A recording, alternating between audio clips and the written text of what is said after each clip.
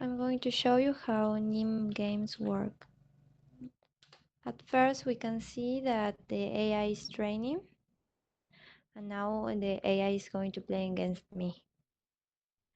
It's my turn, so I will play.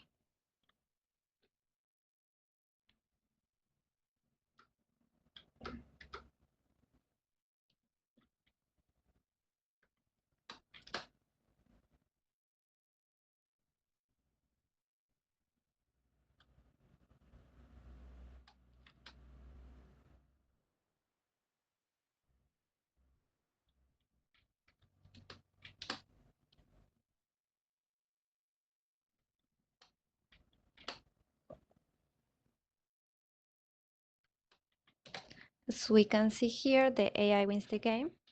Now I'm going to play against the AI again. I'm going to see if I can win this time.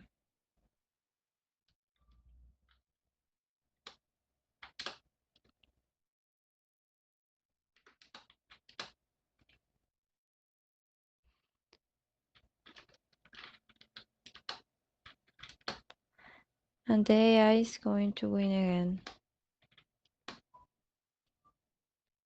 again. This is how the NIM game work. I can't win this game.